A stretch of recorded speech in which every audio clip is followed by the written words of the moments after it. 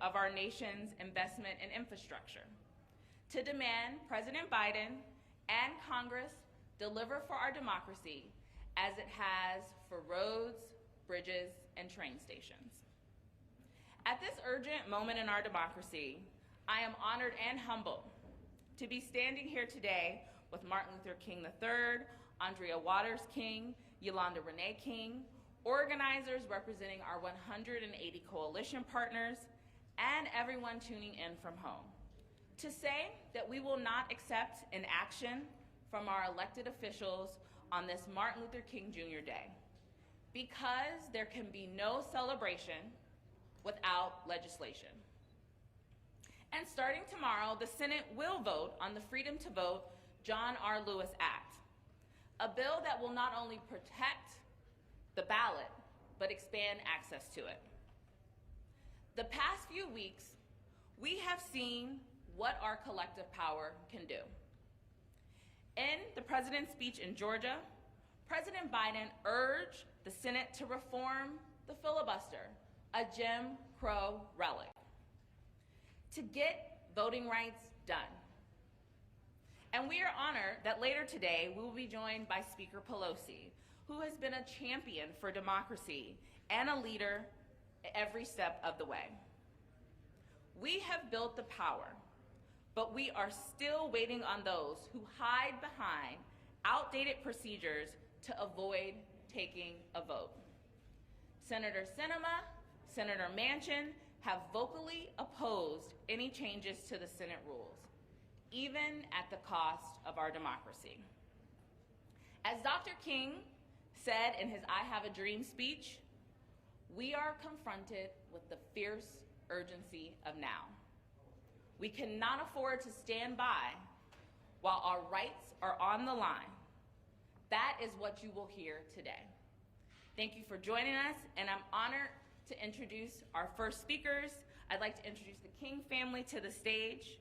We are honored that we have members from Martin Luther King Jr.'s family here today, leaders of the Deliver for Voting Rights campaign. They made today's movement to honor Dr. King by passing voting rights legislation. First up, I am honored to introduce Dr. King and Coretta Scott King's granddaughter, 13-year-old granddaughter, Yolanda King. She's an activist for voting rights and justice. She's the director of youth engagement at the Drum Major Institute. And on Tuesday, she will follow in her grandfather's footsteps by speaking at the National Cathedral. Yolanda?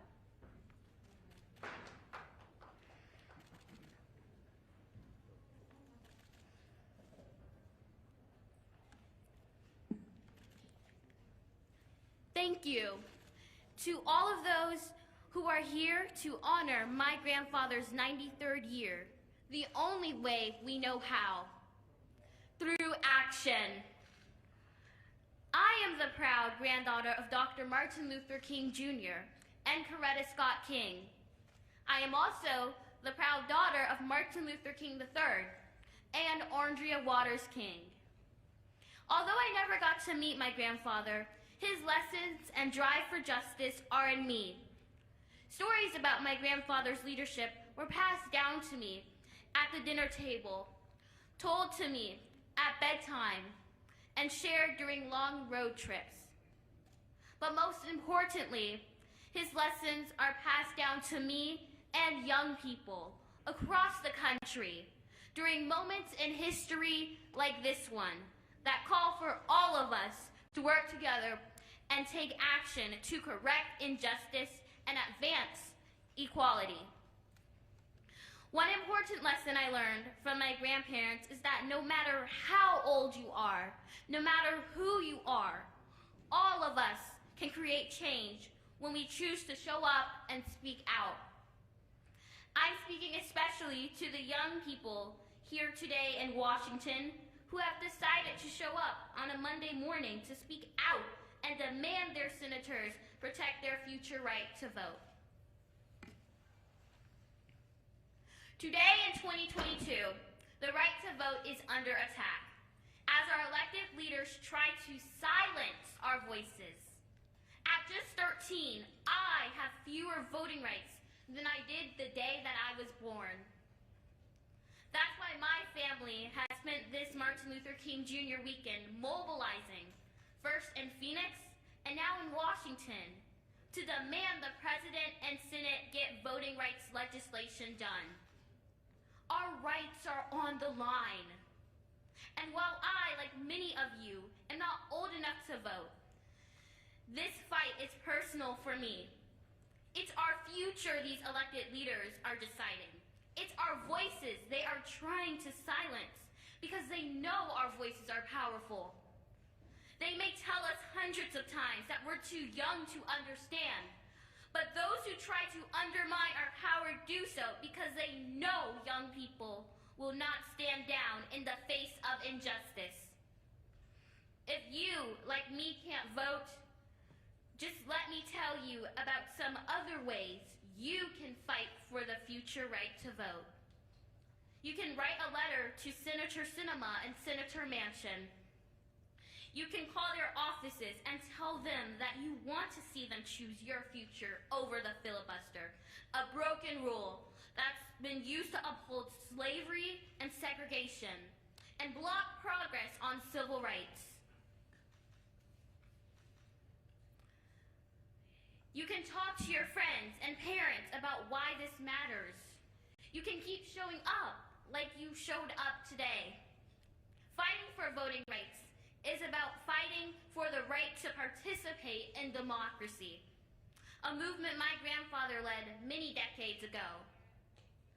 But it's also about all the other issues that affect all of us: climate justice, reproductive justice, LGBTQIA+ justice, and so much more. We will not stop organizing to get this done. But for all the elected leaders out there who are tweeting, posting, and celebrating my grandfather, Dr. King, today, my message to you is simple. Do not celebrate, legislate. The Senate must do the right thing when this legislation comes to a vote tomorrow. Senator Sinema, Senator Manchin, our future hinges on your decision, and history will remember what choice you make. So join me in demanding action for today, tomorrow, and generations to come. Thank you. Thank you, Yolanda, for that powerful speech. We're now going to hear from Andrea King, president of the Drum Major Institute. For decades, Mrs. King has been dedicated to serving humanity as a leader in the fight against inequality, injustice, and hate crimes. Today, she works to uphold the King legacy and encourage individuals to embrace their unique contribution to peace, justice, and equity for all. Alongside her husband, she is one of the co-leaders of the Deliver for Voting Rights campaign that gathered us here today. Mrs. King?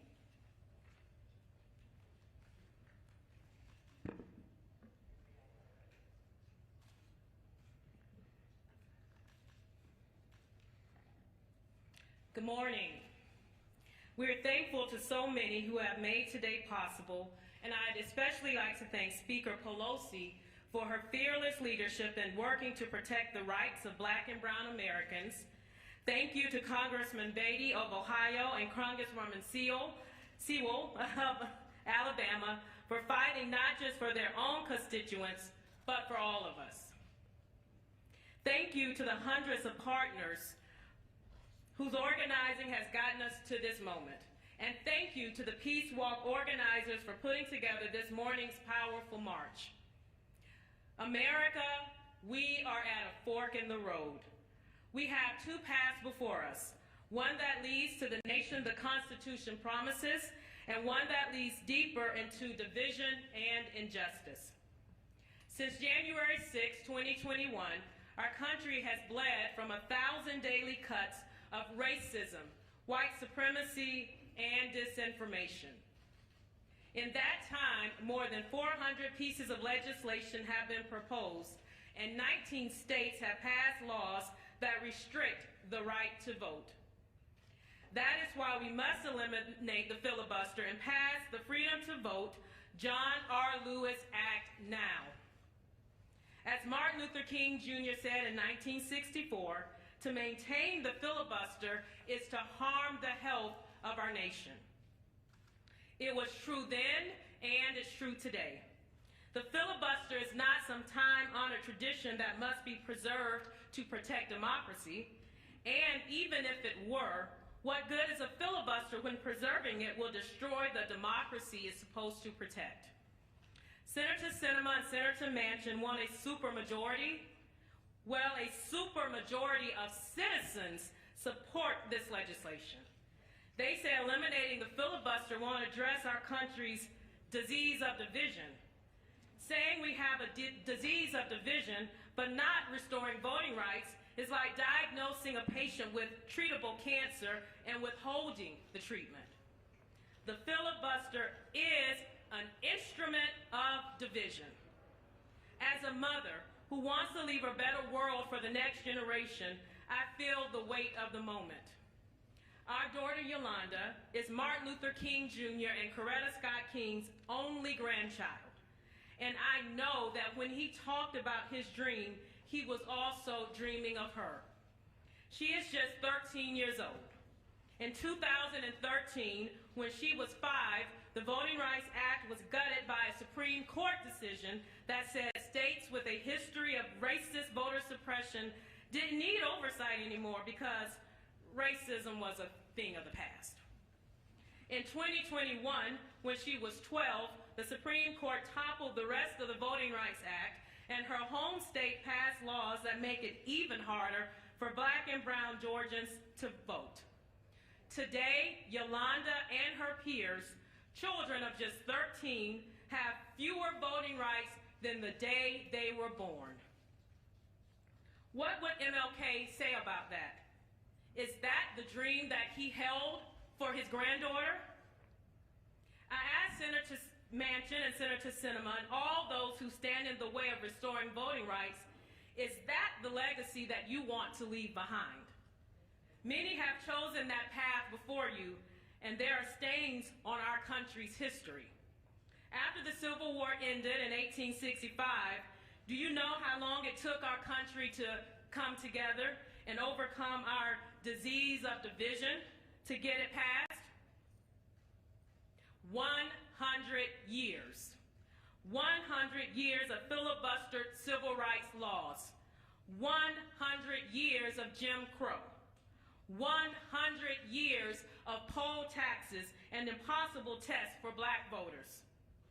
100 years of being so intimidated at polling places that many felt safer staying at home.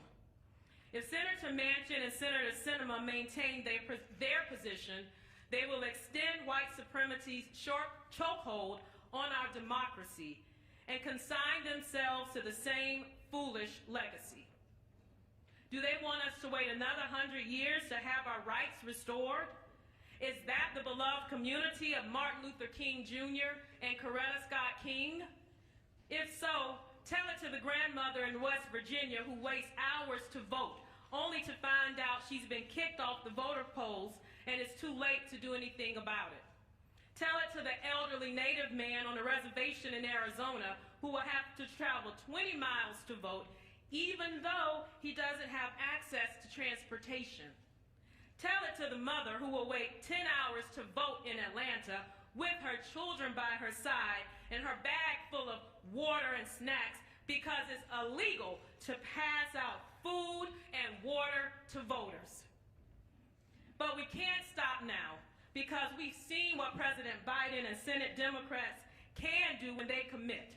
They delivered a historic bill that will improve our country's infrastructure, and that has me thinking about bridges. Bridges take you somewhere new and help you cross impassable terrain. This morning, as we walked in the rain and snow across the Frederick Douglass Memorial Bridge with our Peace Walk partners and the DC MLK Holiday Committee, and as I crossed, I thought about John Lewis and C.T. Vivian, and Hosea Williams, and Amelia Boynton. When John Lewis and those marchers crossed the Edmund Pettus Bridge in Selma in 1965, they were trying to lead us from the scorched earth of oppression to the solid footing of freedom. Today, our nation stands on another bridge, and another dangerous threat waits on the other side. But we must not allow it to turn us back. If, as we believe we are our ancestors' answered prayers, we must ensure that our descendants become ours. We do that by linking arms and forging ahead across the bridge of democracy to claim the future for all Americans. I'm reminded of a poem by Langston Hughes, a poem that my father-in-law recited to the students of Barrett Junior High School in October 1967. The poem is called Mother to Son, and in it I can hear all of those who marched before us, all of the years of prayers of our ancestors fortifying us now. Well, son, I'll tell you, life for me ain't been no crystal stair. It's had tacks in it, and splinters, and boards torn up, and places with no carpet on the floor, bare. But all the time I'm climbing on, and reaching landings and turning corners, and sometimes going in the dark, where there ain't been no light. So boy, don't you turn back. Don't you sit down on those steps, because you find it's kind of hard. Don't you fall now, for I'm still going, honey. I'm still climbing. And life for me ain't been no crystal stair. As in that poem, life for many black and brown Americans has been no crystal stair. And we will not allow our elected officials to add to the tacks and splinters while we climb. As my father-in-law, Dr. King, told those young people that day, you have a responsibility to seek to make your nation a better nation in which to live and to seek to make life better for everyone. He urged them to seek beauty and truth. If he were here today, he would look our leaders in the eye and challenge them with those same words. History hinges on the choices they will make. The tones of democracy ring louder than division. Freedom and justice for all. And no matter what it looks like, no matter how tired we may be, we will not give up. We will not give out. We will not give in. Whether this bill is passed tomorrow, next week, next month, or next year. And we already know what the end will be, because God always ends on all is well. And until all is well, it's not the end. Thank you very much.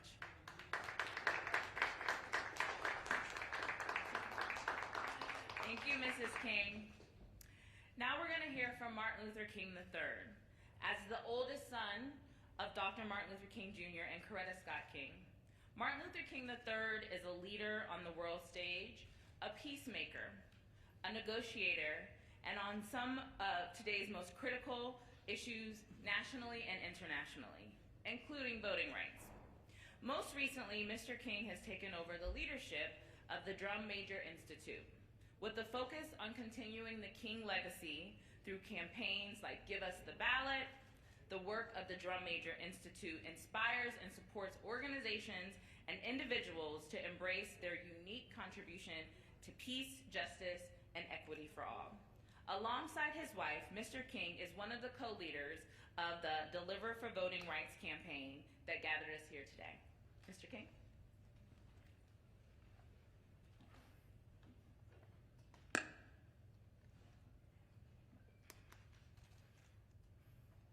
Good afternoon. I too would like to thank so many who have embarked upon this journey with us today as we observe the King holiday. My father would have been on Saturday 93 years old.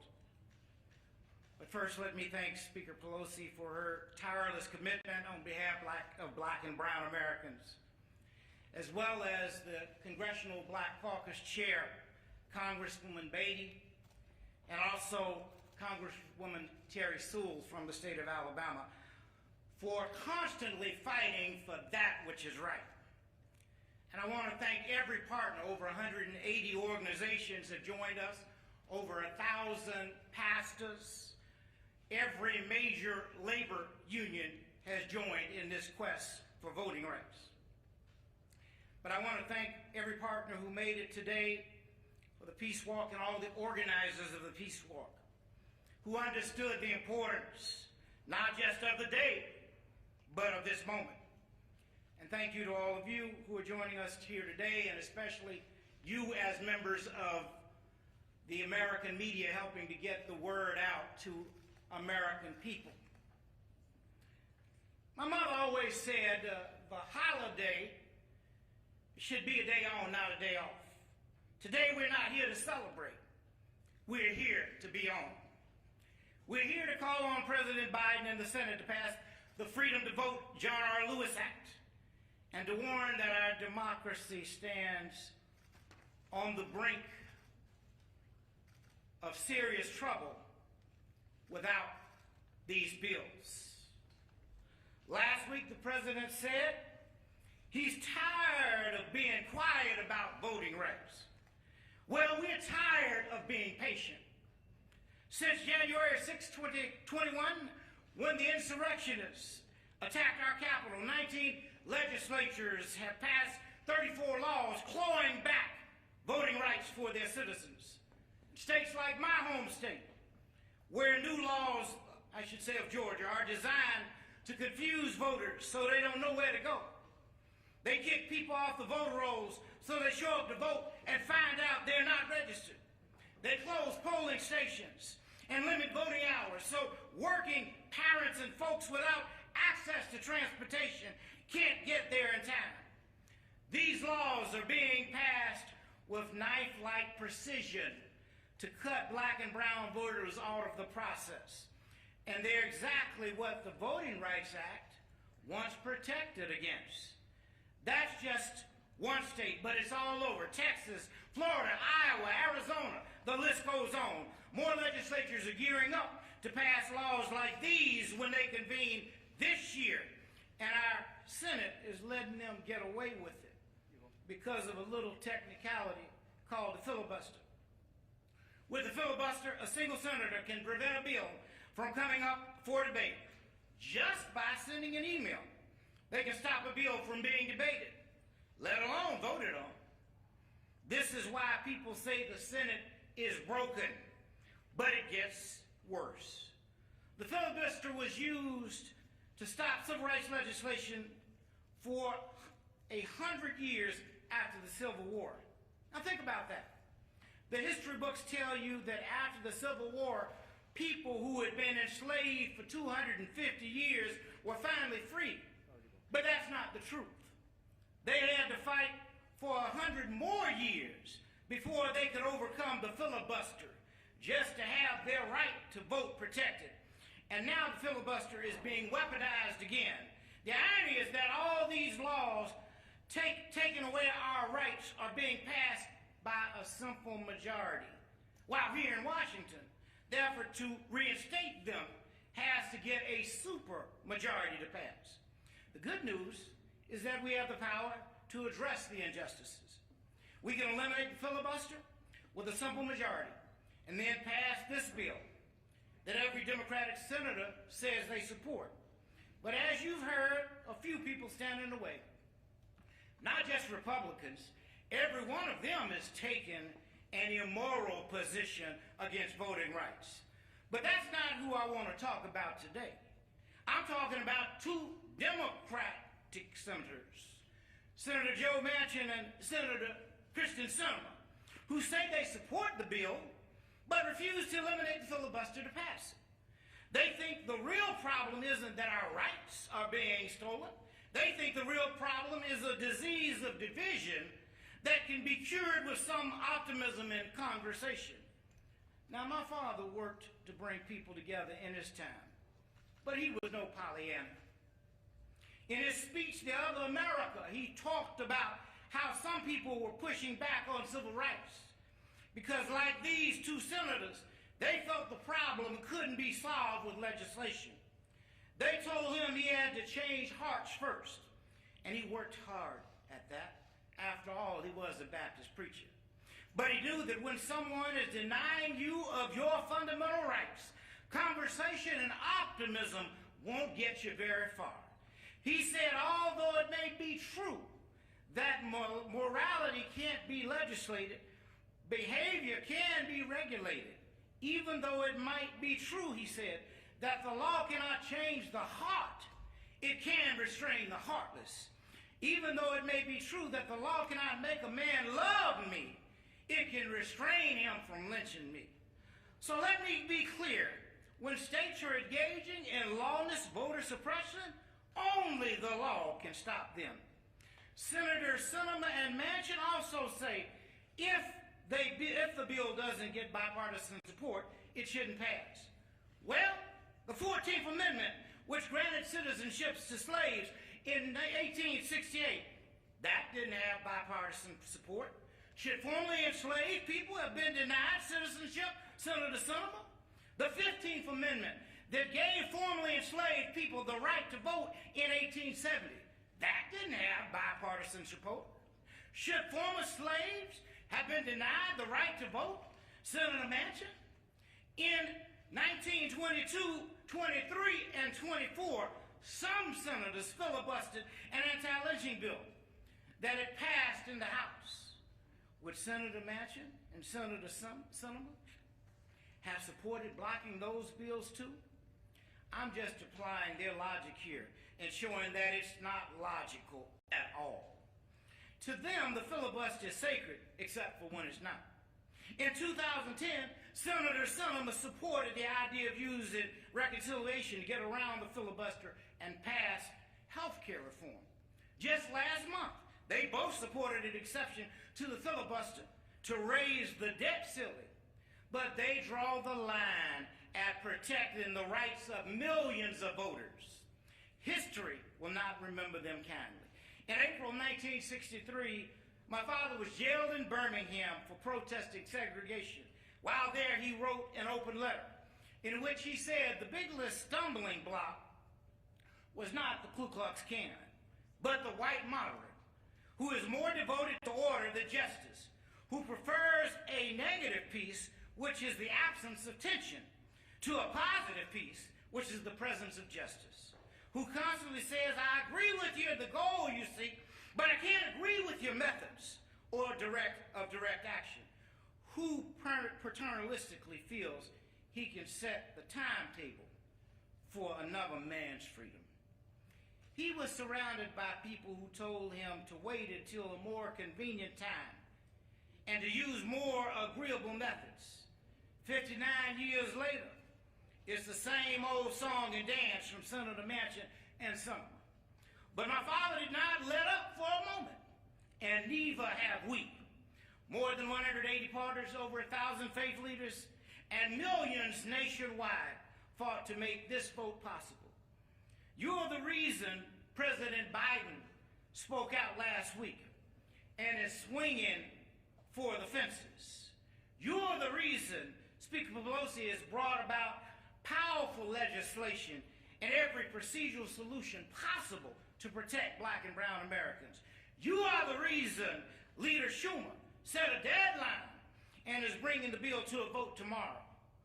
Organizing works, protesting works, and we cannot let up now. So no matter what happens tomorrow, we must keep the pressure on and say no more empty words. Don't tell us what you believe in. Show us with your votes. History will be watching what happens tomorrow. Black and brown Americans will be watching what happens tomorrow.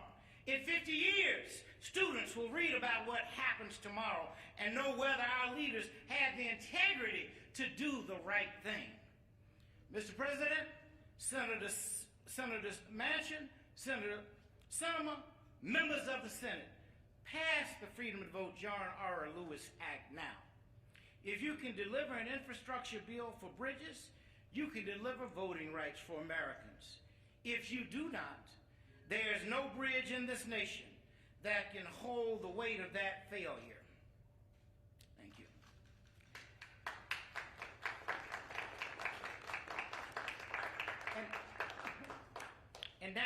the great honor of introducing the leaders who believed in this fight from the beginning and who have stood by the side of black and brown Americans on voting rights. Speaker Pelosi has used her position of leadership to push from every angle to get voting rights bills passed, and we would not be where we are today without her commitment to our democracy.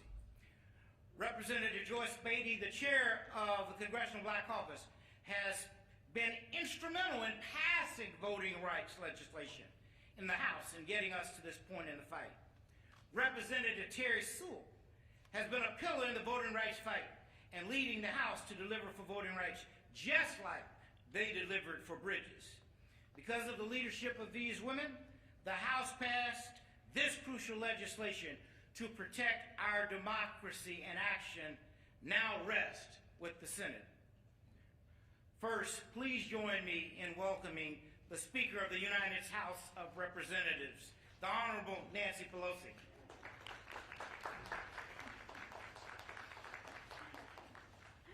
Thank you very much, Martin. What an honor it is, personally and officially, to be here with the family of Reverend Martin Luther King Jr. and Coretta Scott King. To hear Yolanda speak about the future and what this all means to young people, how proud her grandparents are. And to hear Andrea talk about what is at stake in all of this couldn't be more clear. And Martin, thank you for the challenge that you have put forth. It is my honor also to be here with some of the leadership of the House.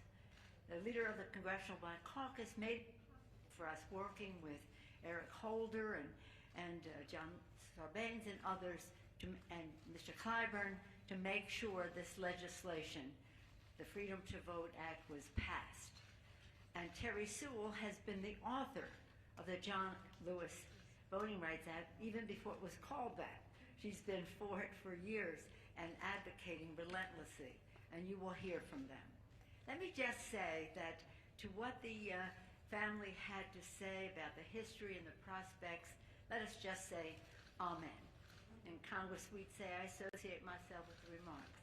But I just want to add this, because I was always watching the King family from school and all the rest. In fact, I was at the march. I couldn't stay to hear the speech, can you imagine? Because I had to leave to go get married. That's why I can always remember how long ago this speech was, or how long ago I've been married. But in any event, Dr. King, Coretta Scott King, and those who were associated with them included our beloved John Lewis. They believed in nonviolence. They traveled, the Kings, to India to study the Mahatma Gandhi principle of nonviolence. The word for nonviolence in Sanskrit, satyagraha, has two meanings. One is nonviolence, the other is insistence on the truth. And that's the message they shared with them, brought back, and the rest. And we are insisting on the truth. The truth is that what is happening in the Congress, and I give great credit to the Democratic leader, Chuck Schumer, for his relentless and persistence in trying to get this done, and to the president for his leadership. But we have to get this done. And the truth is that our colleagues, House and Senate, Democrats and Republicans, must weigh the equities here. While it may be true to them that the filibuster is an important custom, it is not the Constitution of the United States. The truth is. And the truth is that the Constitution says only if you're ratifying a treaty, convicting an impeached person, or ratifying a Constitution, a simple majority. That's why the Vice President can break a tie, 50-50. So the truth, we want all of them in the Senate to weigh the equities. We all want bipartisanship. We all strive for it. We have a responsibility to do so. But when we cannot have it, we cannot confine our democracy to what might be bipartisanly possible. So I ask our colleagues in the Senate, respectfully, for what they think filibuster means, to compare that, to weigh the equities against our democracy, because nothing less is at stake than our democracy. This is about suppressing the vote. It's about nullifying the elections, which Dr. King talked about that day. Nullifying the election. It's about just doing so many things to be obstacles to participation. That's wrong. The truth is, that's wrong. And this family, and John Lewis, and so beautifully that this bill is named for him, but the first bill, he wrote the first 300 pages of what is now called Freedom to Vote. And as has been indicated by the King family, this bill is supported by all of the Democrats, House and Senate. It's just the filibuster in a way. So in a way, if you really truly want to honor Dr. King, don't dishonor him by using a congressional custom as an excuse for protecting our democracy. We have no right to honor this family, to visit the monument. Imagine 36 years old, left this earth in such a way that he has a monument on the mall along with Abraham Lincoln, George Washington, Thomas Jefferson, all of them with tears in their eyes for the departure from our democracy that is happening right now, unless the truth is acknowledged and this legislation is passed. And with that, I want to yield to our am I introducing? Our distinguished chair of the Congressional Black Caucus. Working with her has been a joy because she has been so persistent. She brings her own record of civil rights experience to the Congress and to this subject, as does our distinguished whip, Mr. Clyburn. Without her leadership and her persistence, we would not have passed that first bill for the People Act, which is now called Freedom to Vote. It was an honor to serve with her as well as with Terry Sewell. We are just so determined to make this happen tomorrow, and no one more determined than the chair of the Congressional Black Caucus, Joyce Beatty of Ohio. Thank you so much, Madam Speaker, and thank you for your leadership. It is an honor for me to be here today and for me to be the chairwoman of the powerful Congressional Black Caucus. To the King family, thank you, Martin, Andrea, Yolanda, for the peace walk that we just did, for keeping the dream alive and for deliver for voting rights. To you, I say thank you. But today we come to seize the opportunities for justice that lay before us now, because we cannot redeem the soul of America without the courage to fight the barriers of cultural, systemic, environmental racism.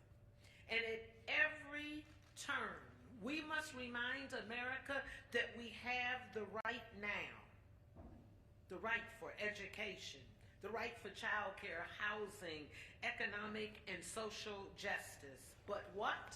It is all born out of the right to vote. That is why I have dedicated my life to connecting people, public policy, and politics, fighting for justice and civil rights for all. That is why I marched with this family. That is why I say thank you for giving us Yolanda and your voice that represents our future. The late John Lewis, Martin Luther King III, Reverend Al Sharpton, Tamika Mallory, and so many more, Jesse Jackson. Thank you. But let me just say today that I marched with the spirit of Fannie Lou Hamer as I crossed the Edmund Pettus Bridge for the 50th anniversary of Bloody Sunday. That is why I was arrested recently in the United States Senate for demanding the protection for our voting rights. I stand on Fannie Lou Hamer's shoulders. I stand on the shoulders of Shirley Chisholm, Coretta Scott King, Rosa Parks, and Dorothy Height. And Yolanda, you and my two grandchildren, Leah and Spencer, the new generation, and you're doing it your way. But let me say to you, you stand on our foundation. Together, we must tear down the walls of injustice against voting rights and insist that the Senate pass the Freedom to Vote John R. Lewis Voting Rights Act, because silence is not an option. The Congressional Black Caucus has called for the vote, demanding the Senate to take immediate actions on voting rights legislation. We will not yield our efforts to enshrine voting rights legislation into law, nor will we allow a filibuster to filibuster away our democracy and our voting rights. Today, we are speaking to a pained and frustrated nation. But tomorrow and the days to come, we will witness the Senate do its job to call for the vote. But let me say this loudly and clearly. We must draw the line in the sand of justice for any member not standing with us on voting rights. They are obstructionists to the America's promise of freedom and justice, and we must stand against them. The nation must join us and make some noise. Your father and grandfather said, lightning makes no noise, no sound until it strikes. Well, America, today let's make some noise. To this nation, let's stand up and strike back, fight for our voting rights. Lastly, the Congressional Black Caucus, the conscience of the Congress. I promise you that we stand with you. We stand with your father's dream. We stand with your courageous leadership, Speaker Pelosi, because you did your job. And I want the nation to know the House passed the Voting Rights Act. And so now, America, that's our power, that's our message from the Congressional Black Caucus. And in case you didn't know, I'm Congresswoman Joyce Beatty, and I approve this message. God bless you. And now it gives me great honor and distinction to introduce a person who needs no introduction. I call her the Mother of Alabama. She is one who has led us with the late John Lewis across that Edmund Pettus Bridge. She is an author of voting rights, and it is my privilege to call her a friend, a proud member of the Congressional Black Caucus, a leader, the Honorable Congresswoman Terry Sewell.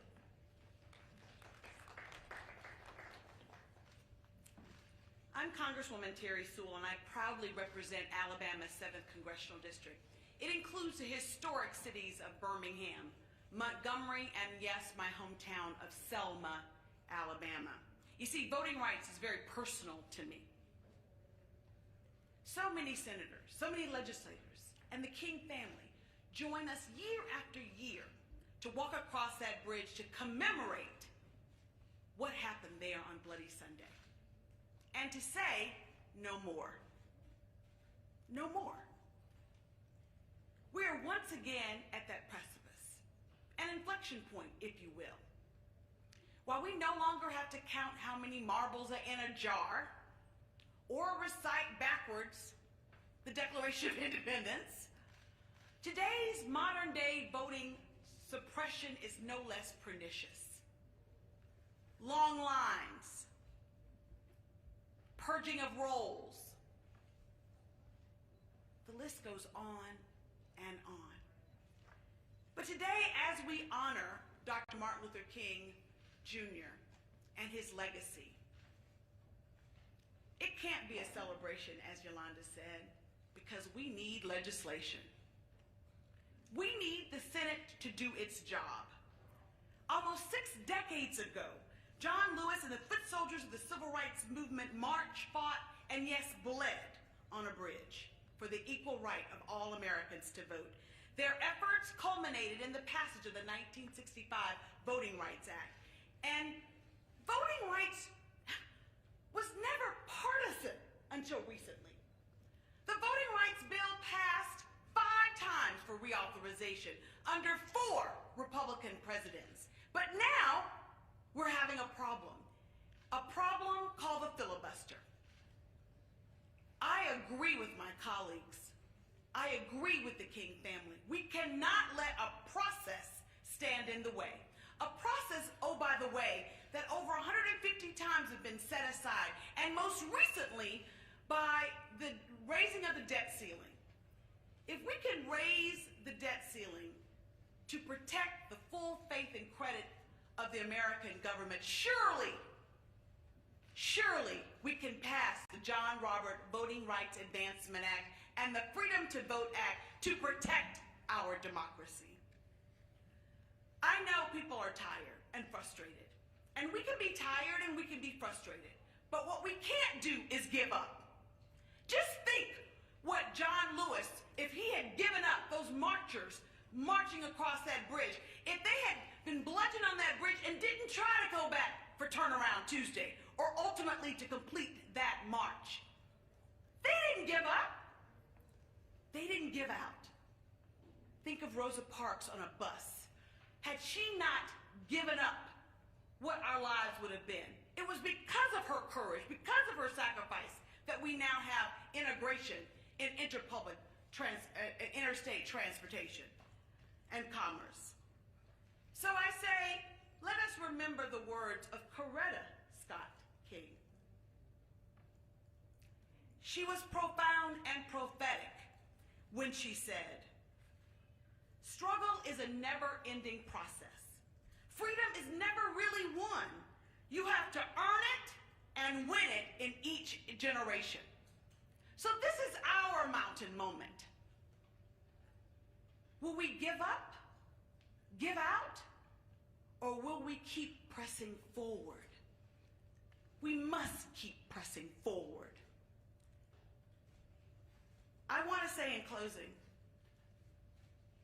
that it's never lost on me that I get to represent my home district, my hometown of Selma, Alabama. My job each and every day is not only to represent the people, the wonderful people of Alabama's 7th Congressional District today, but it's also to protect and further the legacy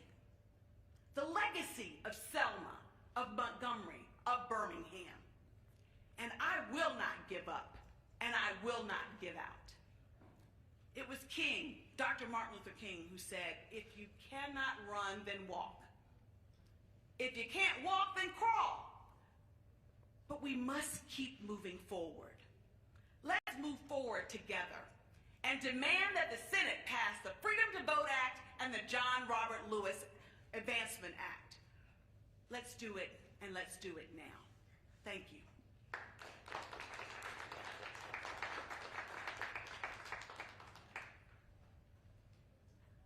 Today, we'd just like to thank Speaker Pelosi, Congresswoman Beatty from my hometown of Ohio, Congresswoman Sewell, and the entire King family for your leadership.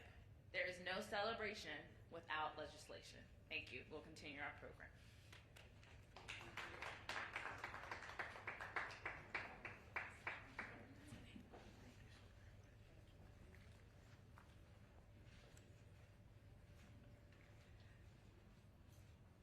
Now we have, this morning, the King family, DC organizers, voting rights advocates cross the Frederick Douglass Bridge, a new landmark of access that our next speaker was instrumental in bringing to life. She also played a critical role in fighting for voting rights and DC statehood. I'd like to welcome my mayor, the DC mayor, Mayor Muriel Bowser.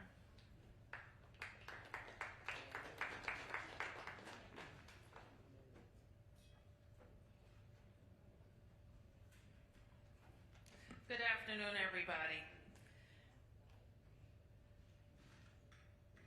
To the King family, to our honorable members of the Congress of the United States, and to my fellow Americans, good afternoon. afternoon.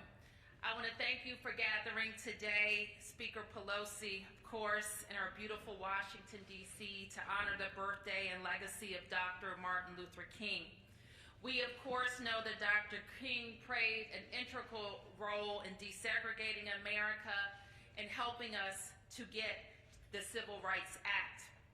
We cannot think of a better way to honor his legacy than to speak up, to take a stand, and to take action to ensure that Americans nationwide have their voices heard and counted.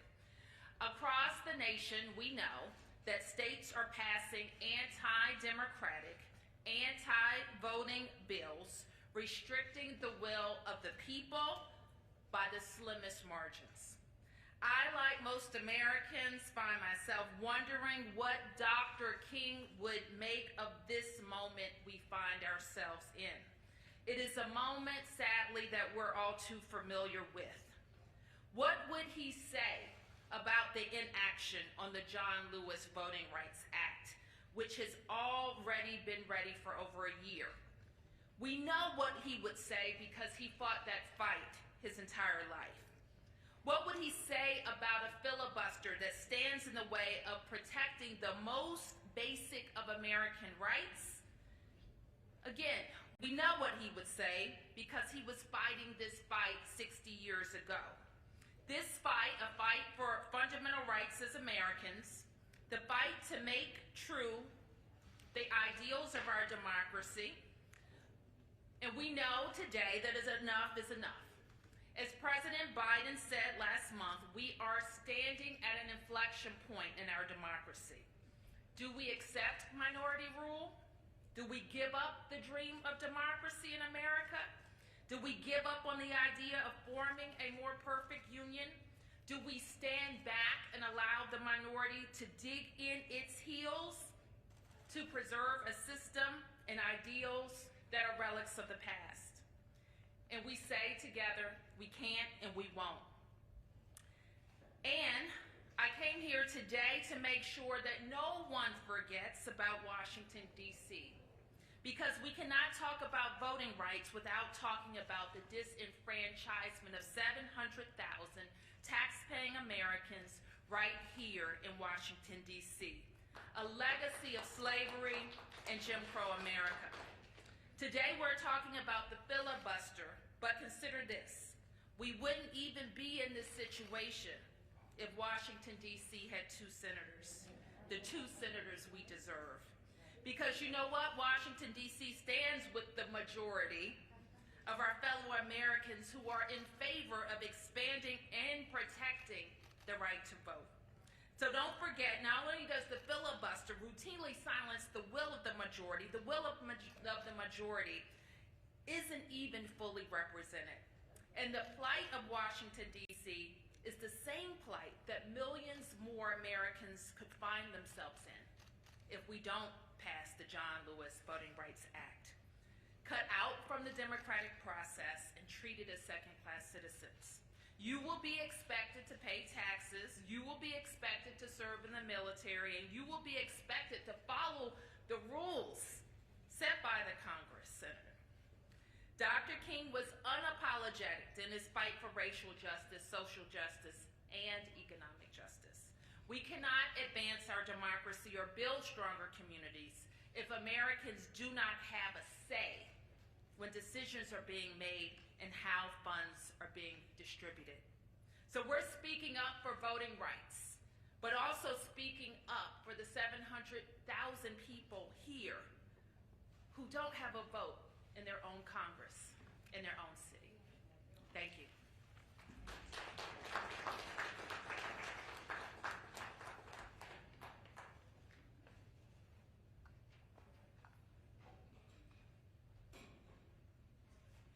So we are honored today to have a lot of our partners here. And so first I'd like to bring up Demario Cooper, who is the co-chair of the Center for Popular Democracy. Demario is an Ohio-based grassroots organizer with deep roots in both racial justice and electoral campaigning at the local level, state and national level. Demario?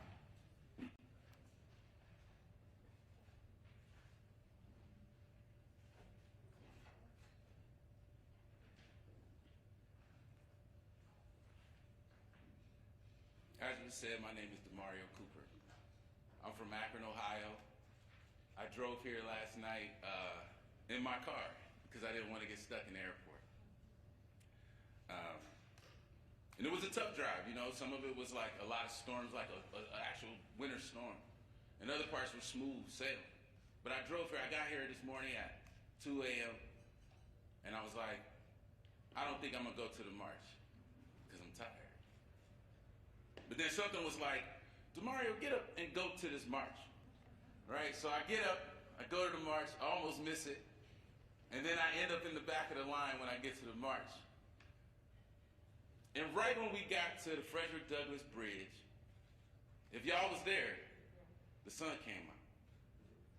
Came out, didn't it? It came out for that moment. And when we left that bridge, the sun went away. If you was there, that's what really happened. As soon as y'all got to the front of that bridge, the sun came out. And it had me thinking that here I am on the bridge, Frederick Douglass's bridge, that has been renovated because before, if you know, that bridge didn't look like that. That was a little tiny bridge. It was old and dilapidated looking, and now it looks beautiful, it's restored. And we all standing on that bridge, and I was thinking about bridges, because I'm an organizer by trade. And bridges have a real strong history in my family. It's a legacy of bridges. My great-grandfather was killed on the bridge trying to go vote in Newport, Tennessee in 1925. That's a true story. And I was thinking about my grandfather on that bridge. And I was thinking about Martin Luther King. Martin Luther King talking about this long arc. And that it bends towards justice. And here I am as a co-director of one of the largest grassroots networks in America on Martin Luther King Day, the day before we need to pass the Voting Rights Act, with my people, a diverse group of people on this bridge. And organizers talk a lot about bridges. We talk about bridges like people need to move across the bridge in order for us to go from a private life to a public life. We talk about people moving across bridges to go from shame of individual feeling the oppression of this society to a collective dignity with others who are struggling with the same things, right? We talk about bridges all the time. We talk about bridges moving our people from accepting what's happening to us to moving into collective power, working together, building together, being in a relationship together. I'm an organizer by trade. We need to move over bridges. Frederick Douglass moved over a bridge. He moved over a bridge when he decided that no longer he wanted to be an enslaved person and that he was going to be a free person. He made a decision point in the history of that man's life, made us have a person who taught us all that power gives nothing without a demand. It never has and it never will. He learned that through crossing bridges. And on this day, where I do want to give thanks to the King family. I want to give thanks to your grandfather, your father, has helped my life and all black people in this country's life. I want to give thanks to the ancestors, to the people who came and fought for us to have this freedom, for me to stand in front of Nancy Pelosi and the senators having this conversation. I'm a boy from Akron. I'm from the projects in Akron with a single mom. That's where I come from. I ain't worried about it, I ain't scared about it, because I'm already on the dignity side of it.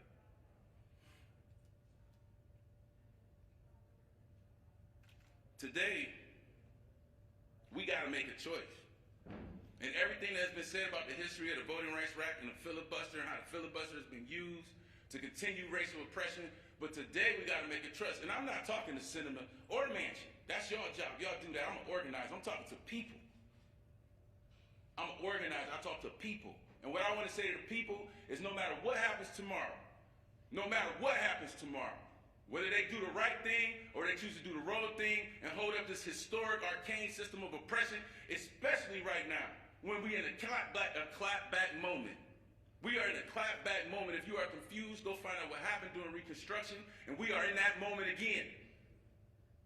So it don't matter what they do tomorrow.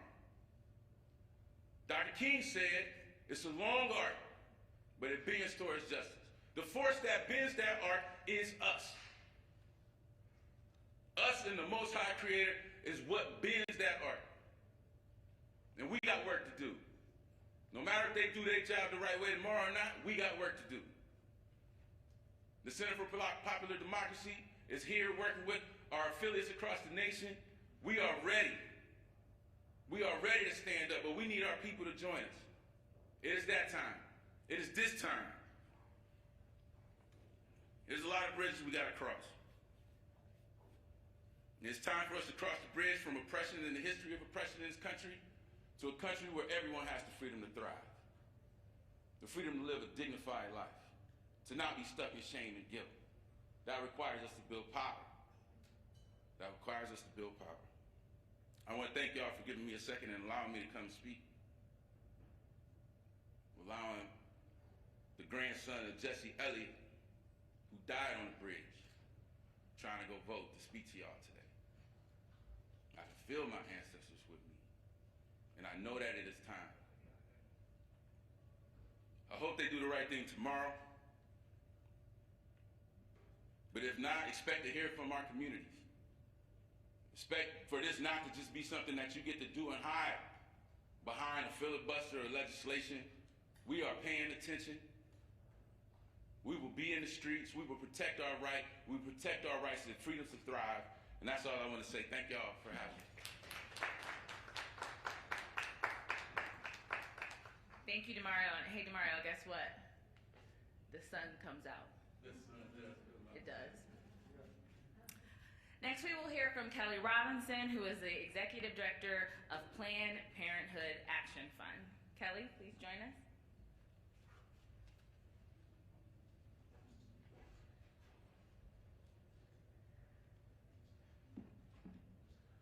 Good afternoon, everybody. Good afternoon.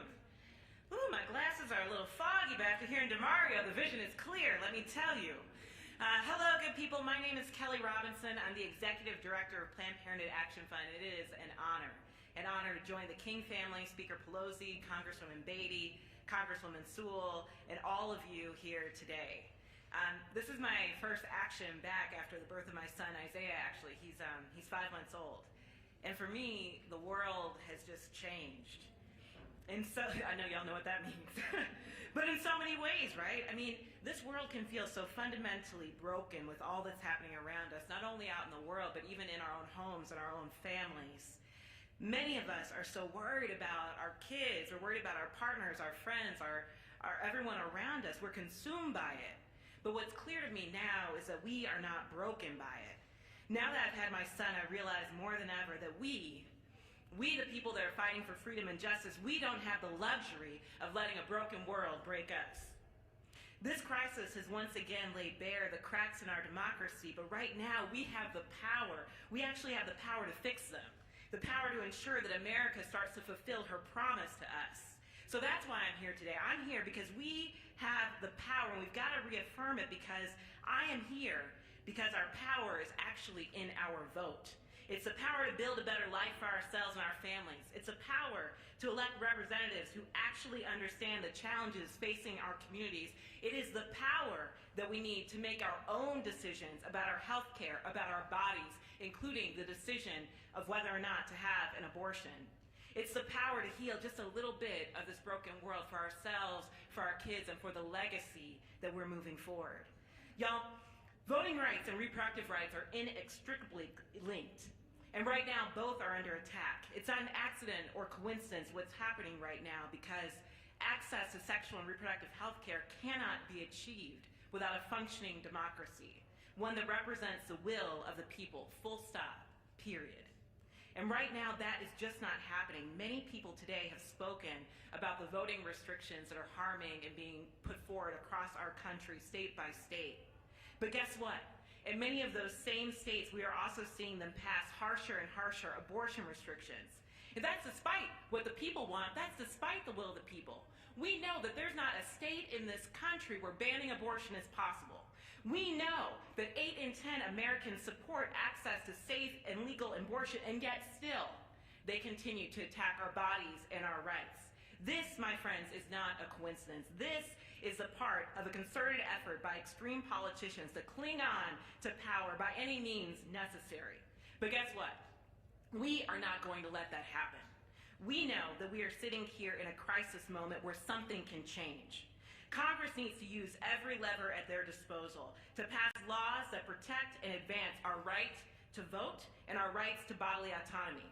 We need Congress to step up right now and protect our voting rights by passing the John R. Lewis Act now. We cannot let arcane Senate rules be more important than our freedom. The Senate has changed the rules before, and if Senate Republicans refuse to protect our democracy, then it's on the majority to change the rules so that everyone has the freedom to vote. This is the moment that will determine their legacy. So we're not asking, we are expecting and demanding action now. Because make no mistake, though we are in a crisis moment, if there's a silver lining about being in a crisis, it's that it's a moment of reckoning. It's a moment of transformation. It's a moment where greater change is possible moving forward than it was in the past.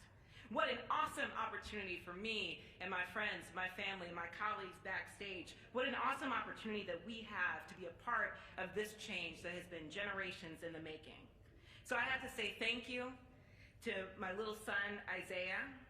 Thank you to Yolanda. Thank you to our families, to our ancestors, because you remind us to not only imagine that a better world is possible, but to use all of our power to fight for that world today. So thank you. And I'm excited to get to work.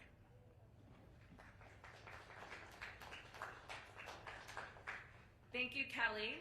Our next speaker is a fierce social justice warrior, defender of education rights, an unrelenting advocate for all students and communities of color, and a value and respected voice in the education arena. I have the privilege of introducing Becky Pringle, the president of the National Education Association. Becky?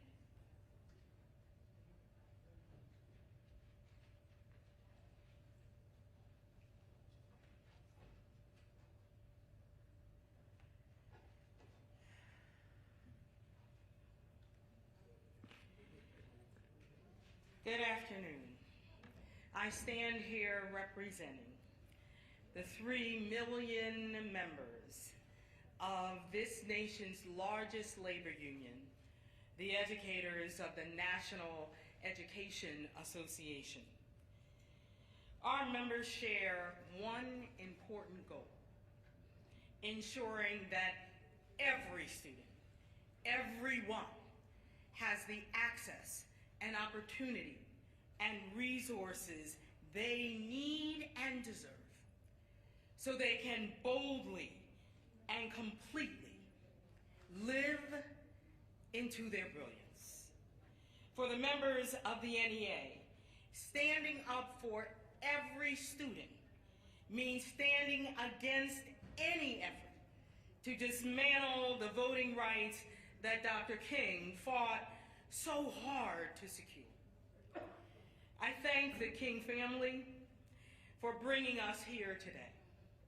Speaker Pelosi, Representatives Beatty and Sewell, and so many others who are leading this fight across this nation for racial and social and electoral justice that are deeply woven into Dr. King's legacy.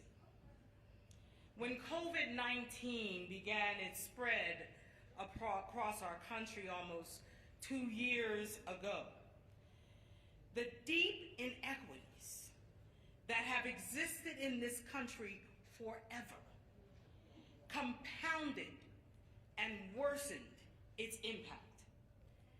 As educators, we already knew that the students who suffer from those inequities the most are our Black and brown and indigenous students, are students who have been marginalized and underserved, are students from the very same communities where votes are being suppressed. My great-grandfather was enslaved not far from here, in Charlottesville, Virginia. It's almost impossible to comprehend that the progress we've made since then is in jeopardy. But here we stand in 2022, on this day that we annually set aside to honor the legacy of Dr. King, calling on President Biden and Vice President Harris to demand that the Senate do what's right, do what it must to pass the Freedom to Vote and the John Lewis Voting Rights Advancement Acts now. We will not allow Congress to set aside its responsibility to defend our democracy. Every eligible voter in this nation must have that responsibility to cast their ballots safely and freely. And they must be able to do that without partisan politicians sabotaging the results of our elections.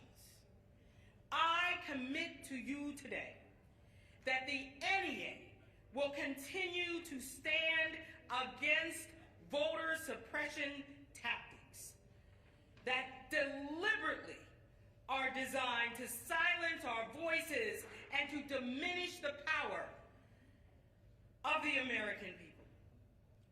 We will work every single day, grounded in Dr. King's teachings that every step towards the goal of justice requires sacrifice and struggle. This is no time for apathy or complacency. This is the time for vigorous action. Our collective action is the only way we will create that just society for our students and our families and our communities. Our children, our babies, are depending on us to be worthy of them. I have no doubt that together we will. Thank you. Thank you.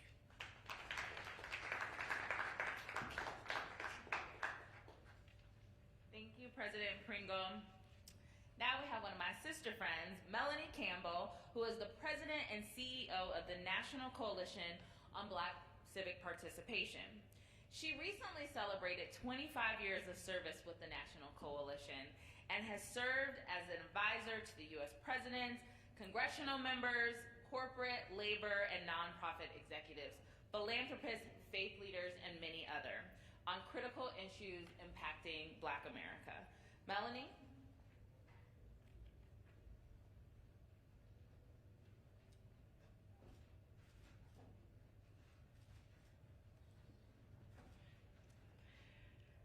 Good afternoon. First, thank you to Martin and Yolanda and Andrea. Thank you all for your leadership. You all are really, I've just been following you all and how you all are taking and really shining the light that's needed. I'm standing here today with, I talk about this little young person to my right, who's my great nephew, Jeremiah, who's 10. And he decided he wanted to get involved in the movement. And so today he wasn't supposed to walk, and he said, Auntie, can I walk again? And so I do this. I can still do this. And when I heard you talk, it really did something the other day to my spirit to hear you talk about our young people, our children, and remind ourselves. And then this sister to my left of me, Mrs. Cora Masters-Berry, who's always going to be our First Lady of the District of Columbia and my mentor for the 25 plus years I've been here, who's one of the baddest political strategists I know. I stand with them. I ask them to come stand with me because at the end of the day, this fight that we're in, Dr. King said, the vote is the most powerful instrument ever devised by human beings for breaking down injustice and destroying the terrible walls which imprison people because they are different from others. And it's something about that quote, Martin, has just been staying with me. And we've been really, it's been a rough road. And listening to Senator Sinema the other day made it that much harder. I was a part of a civil rights meeting with several civil rights organization leaders with Senator Sinema the other day. And sometimes it's not what you say, it's kind of how you bring it. And so the lack of sincerity about what we were really pleading her to understand the magnitude of the moment. And when we know that this vote, this attack on the vote, goes much deeper, as this political scientist genius sister always remind us, why are we here? And this connection to what's happening with all of our rights being under attack. Cora said the other day, it's not about, it's really, yes, we have rights, but it's something that's borrowed. Because we have to continue to ask for this vote, to protect our vote, to be reauthorized. And it shouldn't be, but we're here. We're not gonna give up. We're gonna keep on fighting. No, we don't have the billy clubs and the hoses, but this country's at a place, at a breaking point. This issue is not just about black folks voting. This is about this democracy crumbling before our very eyes. I come out of Florida, a little place called Mims, Florida, Harriet T. Moore country, whose homes were bombed before I was even born, in the 50s. That's where we're headed back to, because the element of violence in this country is escalating. We have a former president who keeps pushing it. And so the American people have to stand up. Those of us who are activists and organizers are gonna keep fighting and keep pushing. But a year from now, I said it the other day, if we don't get this together, we're not gonna recognize this democracy. And so the attack on voting rights, the attack on reproductive rights, even critical race theory, it's all connected because it's about us versus them and not we. So we, the people, will keep fighting. We will keep marching. We will keep protesting until we win. And those senators, I know there's at least 10 of y'all Republicans. In your spirit, you can do the right thing. Step on over to the right side of history. Step on to the right side of history so that Jeremiah and Yolanda and the children yet unborn will see an America as good as its ideals. Will see an America that will let this young man know he can walk the street, Martin. He can get in a car and not get shot. It's all connected. It is about justice. It is about opportunity. It is about freedom. So let's get this done, America. We can get it done, and challenge your senators to do the right thing. Thank you.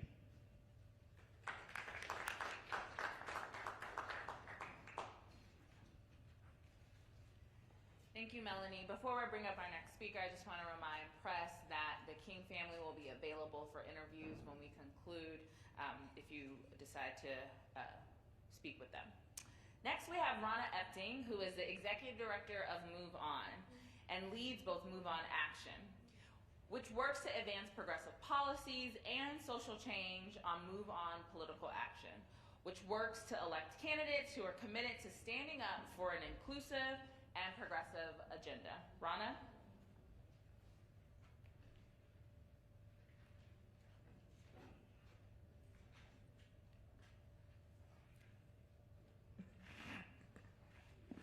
Thank you, Ashley. It is an honor to be here with you both today, all three of you, Martin, Andrea, Yolanda, as we honor the work and legacy of your father and grandfather. Thank you for having all of us and for your leadership. On behalf of the MoveOn community, millions of us all across this country who reside in every congressional district, in every state in this nation, on behalf of the millions of us that mobilized and organized to get out the vote in 2020, who overcame the threat of violence at the polls, who overcame and organized despite a global pandemic, who overcame and organized despite mass attempts at voter suppression. On behalf of all of us, I'm here to deliver a simple message to the United States Senate. History is watching. History is watching whether you will stand up and safeguard our democracy and our right to vote, or whether you shamelessly and cowardly hide behind the filibuster that has been used throughout history to deny our civil rights and our voting rights to our people. The choice today could not be more clear or more stark. We can safeguard our democracy, or we can have the filibuster, but we cannot have both. Every day that Senator Sinema and Senator Manchin enable the Republican filibuster of this bill is another day our democracy and our freedom to vote is under attack.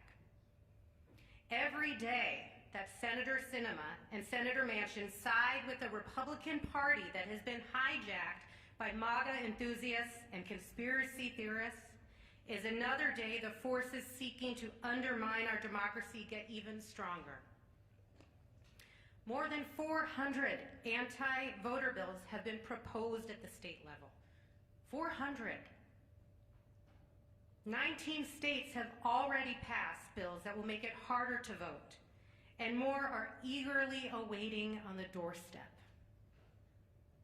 The forces working to suppress our vote and undermine our democratic systems are acting with extreme urgency. These are the same forces that have stood behind some of America's greatest atrocities throughout history that we have talked about today. These are the same forces behind Donald Trump as he spread the big lie and undermined the integrity of our election system. And these are the same forces that attacked our U.S. Capitol on January 6th. And I'm sad to say, today's Republican Party, they haven't denounced them. In fact, they have embraced these forces. I wish that wasn't the case, but that is the moment we are in. So this is not a normal time. This is not just another vote. This is not politics as usual. It cannot and it must not be politics as usual for us and for the Democrats in the U.S. Senate. Let's be real. Joining the Republicans in blocking this bill, or joining with Republicans to seek compromise with the very forces seeking to destroy what we are working so hard to protect against, does not protect the institution of the United States Senate. It furthers erosion of the entire American experiment. So Senator Manchin and Senator Sinema, do not tell us you support this bill while simultaneously joining with the forces trying to block it.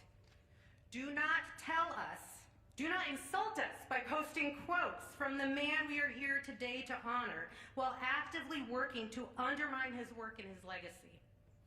And most importantly, do not say the filibuster is some unbreakable rule and changing it will destroy the U.S. Senate. That is a self-serving, bold-faced lie, and everyone knows it. It is a distortion of our history. Just last month, Senator Sinema and Senator Manchin joined every Democratic senator to change the filibuster to pass the debt ceiling. Last month, they did the very thing they are now saying they cannot do. If it was good enough for the debt ceiling, it is sure good enough for our voting rights. History is watching. We are watching. Millions of us out there that worked so hard to win in this last election so that we could finally have this moment to safeguard our democracy and protect our right to vote. We are all watching today and every day. And as I said, we can either do the right thing and protect our democracy, or we can have the filibuster, but we cannot have both. Thank you. Thank you, Rana. We're going to hear now from Latasha Brown and Cliff Albright, who are the co-founders of Black Voters Matter. They work to increase power in marginalized, predominantly Black communities through voter registration and outreach. Latasha and Cliff?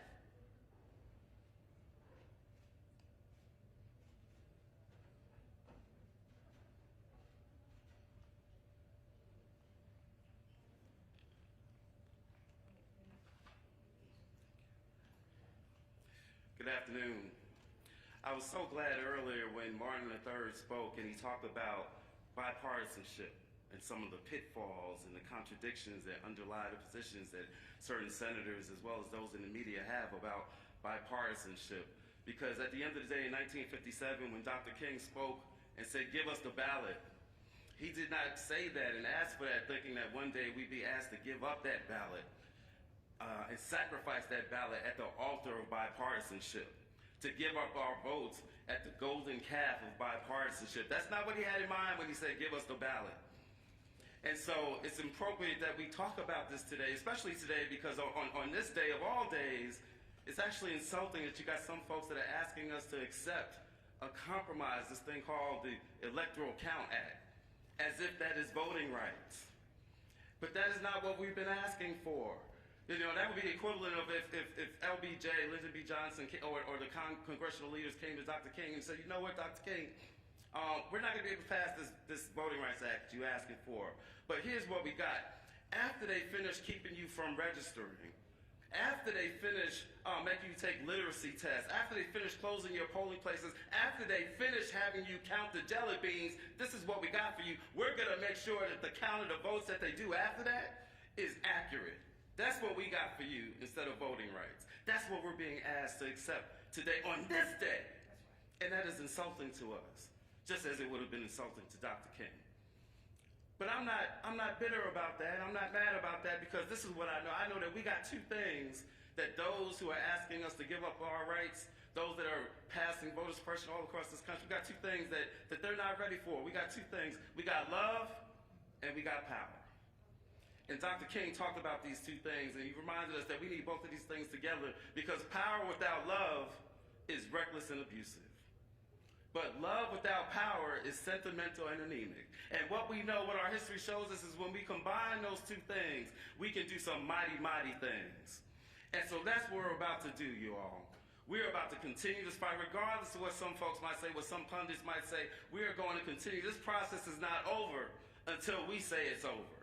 Just like the voting rights battle in Selma wasn't over until we defined that it was over. And so we're going to push on, because what we know, and I've had a word on my heart for this past week, what we know is that if we grow not weary in well-doing, then in due season we shall reap, if we faint not.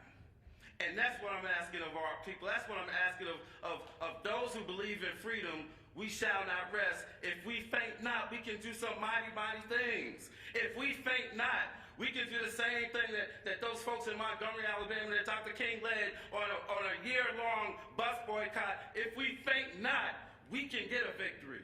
If we faint not, we can do the same thing as those people in Selma and the Black Belt of Alabama, all across the country, where not once, not twice, but 3 times they had to try to do a march to go from Selma to Montgomery. They made it there because they what? They faint not. And so I'm here to tell you today that we are going to get the freedom vote and the John Lewis Voting Rights Act, because we are going to faint not. We are going to push, and in due season, we shall reap. This is that season. Thank you. We come this far by faith, and we are leaning on the Lord, and we are trusting in His holy word, 'cause He's never failed me yet. Oh, can't turn around. We've come this far by faith. Amen? I'm coming because I think that we also have to recognize that Dr. King, more than anything, was a man of faith. that at the end of the day, when we're talking about our strategies, we have to combine that with the spirit of the movement. When the spirit of you rise up, we can literally change and transform anything in this country. Let me tell you what spirit can do. There were only 600 people that actually were at the Evelyn Pettis Bridge in Selma, Alabama. They didn't have a lot of power. They didn't have politics on their side. They didn't have a political party representation. There were the Republicans and the Dixiecrats. And everybody told them, it ain't gonna happen. You need to give up. You need to stop. Matter of fact, so much so that eventually Dr. King actually wrote and had to tell people around him why we can't wait. And I'm coming to remind you on this day that in the spirit of the movement, we have come this far by faith, right? And we're not going to turn around. We're actually going to transform this country to be what it deserves, that we deserve and we desire. I'm going to ask everybody just for a quick second, because I know I don't have long, but I ask everybody just to close your eyes on this day. Close your eyes for a second. I'm going to ask you a question. My question to you is, what would America look like without racism? I ask that question because that's the vision. That's the vision that I'm standing on and that I believe in. At the end of the day, aren't we tired of the lies? Aren't we tired of being divisive? Aren't we tired of folks being in position of power while the rest and the masses of us want something? What do we want? We all want a better life for our children. We all want quality education. We all want health care. We all want to be treated with dignity and respect. So I stand today on this podium in the spirit of the movement. And in the spirit of the movement, when you combine that with strategy, you can't lose. And so I want to remind you of who we are and whose we are in this moment. We can win, you all. We can win. Don't listen to what the pundits say. Everything was pointing to, including the president in 1965, that they could not win. Yet they persisted, right? Because when you recognize that there's a greater power here, I do believe that there is a level of decency in Republicans in this country and Democrats in this country. People identify themselves as a Green Party and independent. There is enough of us to actually change the tide. I'm just asking you to stand up in this moment. Stand in integrity in this moment. Stand in the space of truth. Stand for the love of humanity. And I guarantee you, we can move beyond the transaction of a bill and we can transform this America to be the America that is laid out in the Constitution. Thank you. We've come this far by faith, leaning on the Lord, and we will not turn around. Church say amen. Okay. Thank you, Latasha and Cliff. We can win. Our next speaker is Joy Chaney. She is the Executive Director of the Washington Bureau and Senior Vice President of Policy and Advocacy for the National Urban League. The National Urban League is a historic civil rights and urban advocacy organization with 90 affiliates serving 300 communities, providing direct service that impact and improve the lives of more than 2 million people nationwide. Joy?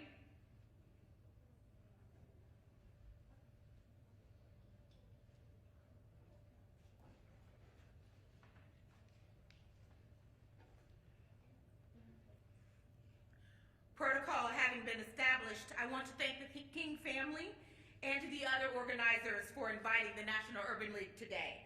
My name is Joy Chaney, and I'm the Executive Director of the Washington Bureau at the National Urban League. And I bring you greetings on behalf of Mark Muriel, the President and CEO of the National Urban League, who is representing the Urban League movement at MLK Day events in New York today. He will be asking there what I'm asking you right now. Which side are you on?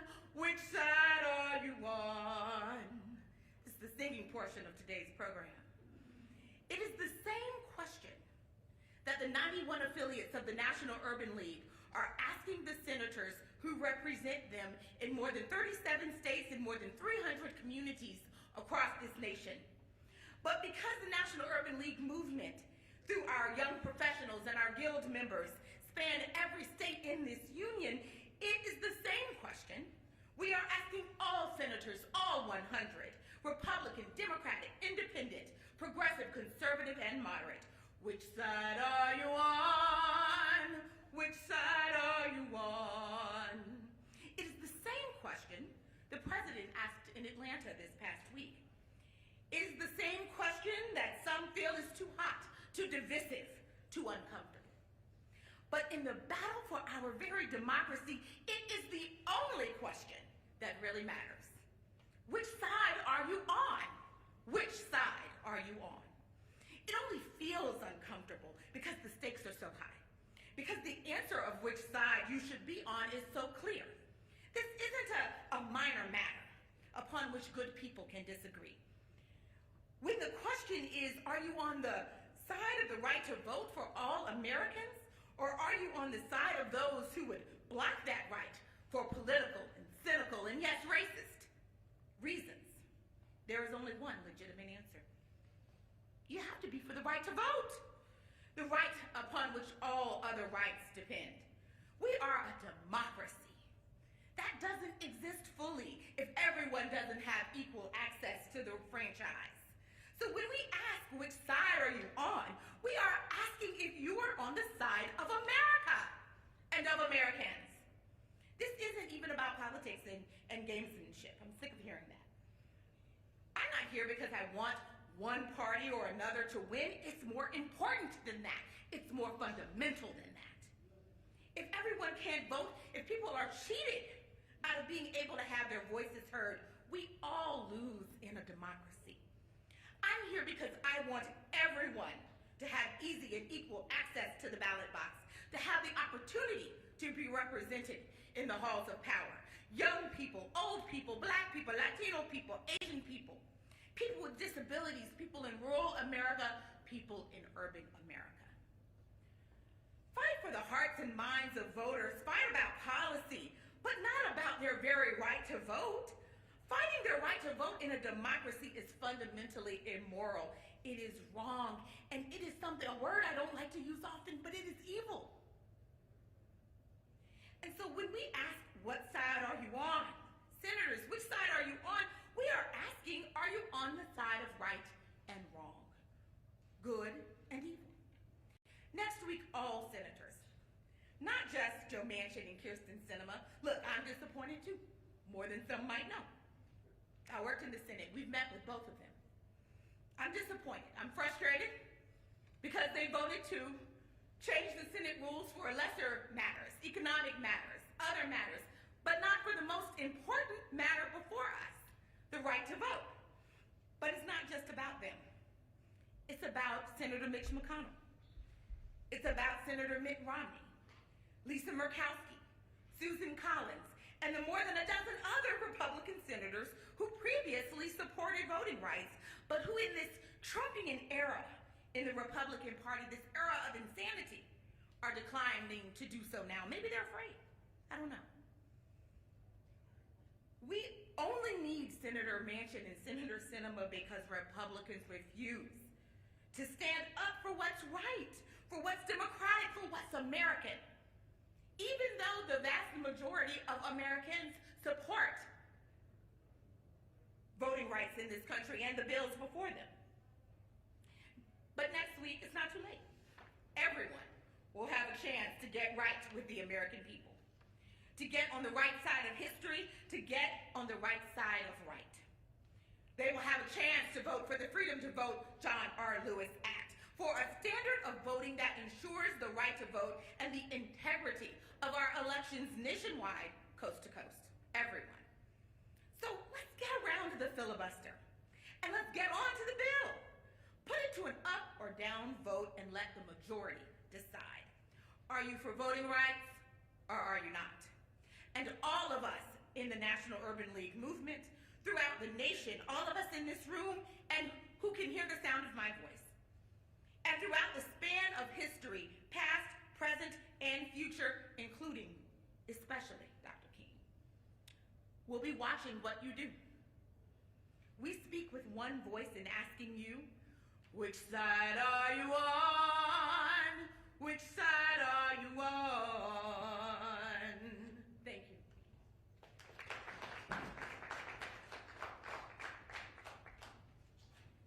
Thank you, Joy. Reverend Liz Theo Harris is an ordained minister in the Presbyterian Church, a teacher at Union Theological Seminary in New York City, and co-chair of the Poor People's Campaign, which is working towards a moral revival that is necessary to save the heart and soul of our democracy. Reverend Theo Harris.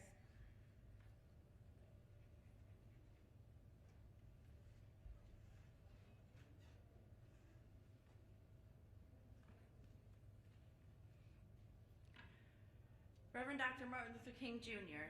celebrated his last birthday calling for immediate action to address racism, poverty, and militarism, drawing the connection between voting rights and economic justice, building a poor people's campaign.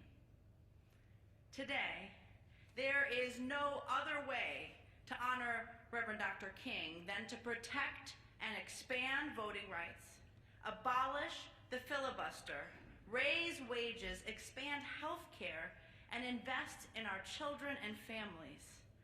And as Yolanda King said, to take action together. As Ashley said, my name is Reverend Dr. Liz Theo Harris.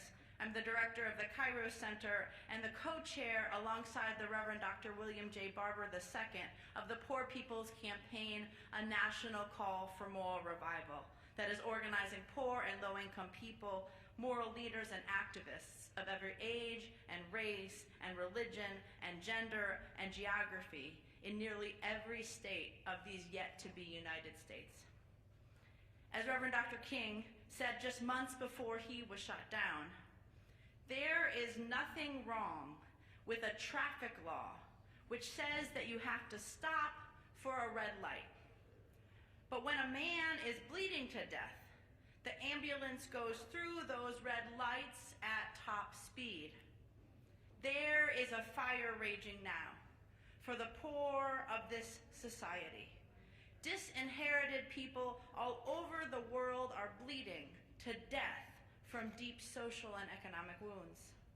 They need brigades of ambulance drivers who will have to ignore the red lights of the present system until the emergency is solved. With fewer voting rights today than people had more than 50 years ago, despite people dying for those rights, with a rolling coup taking place in state legislatures across the country, working to diminish the power of a multiracial democracy rising up, with 140 million people who are poor and low income in this, the richest country in the world, and a third of the nation's electorate poor and low income, the nation is in desperate need of ambulance drivers who are prepared to run through the red lights of the present system, to protect voting rights, to abolish the filibuster, to invest in the infrastructure of our democracy and our daily lives. We must run through the red lights of closed polling places and redistricting and all forms of voter suppression. We must run through the red lights of poverty and homelessness and low wages and unemployment and abandonment in the midst of abundance. The red lights of senators who would rather listen to their wealthy corporate donors than to the demands of the people.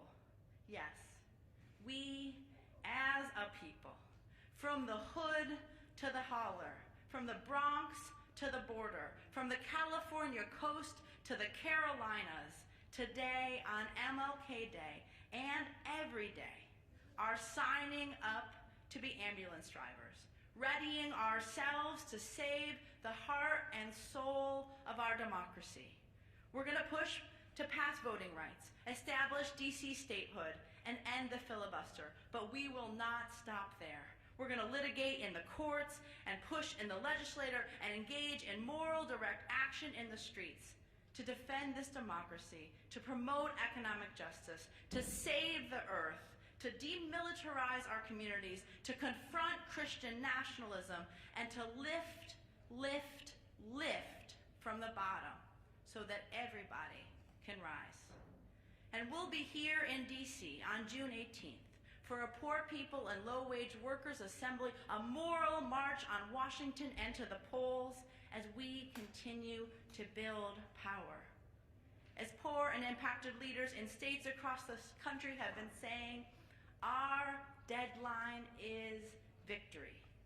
Let's move forward together and not one step back. Thank you.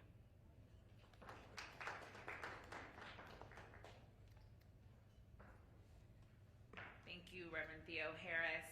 Our next speaker is Ramon Cruz, who is the president of Sierra Club, the nation's largest grassroots environmental movement with millions of members across the country.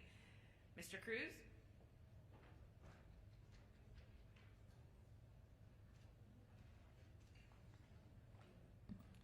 Thank you. Thank you very much for the invitation to be here today. My name is Ramon Cruz, and I'm the president of the Sierra Club, the nation's oldest and largest environmental organization. And I'm honored to share a podium with the King family, Speaker Pelosi, and other allies in our shared fight for justice. On behalf of the millions of our members and supporters, we urge the Senate to honor Dr. King's legacy by protecting our democracy and the freedom to vote. There is no excuse for the Senate to delay passing the Freedom to Vote John R. Lewis Act even one more day. You may ask why there is an environmental organization here today.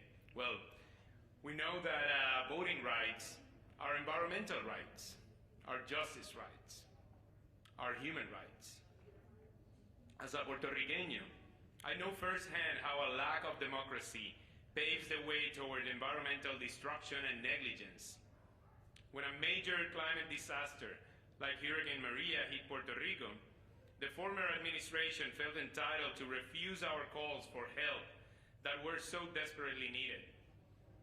Being deprived of political power is the first step to environmental racism, and to being disenfranchised and not accessing the resources necessary for a strong economic development, recovery, and equality.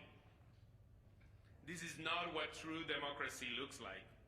We need a robust representative democracy to ensure that our demands for clean, healthy environment and safety from the climate crisis are heard in the halls of power. But time and again, Leader McConnell and the Republican Party have exploited the filibuster to block progress on climate action, equal pay, raising the minimum wage, and to stop Congress from protecting our most fundamental freedom in a democracy, the freedom to vote. The only way around this extreme obstruction is for Democrats to change the filibuster rule. All but 2 Democrats are committed to this. We now need Senators Manchin and Sinema to stand on the right side of history and do whatever it takes to preserve our right to vote. The choice in front of every senator is a simple one. How do you want to be remembered? Senators can choose to preserve the Jim Crow relic known as the filibuster, or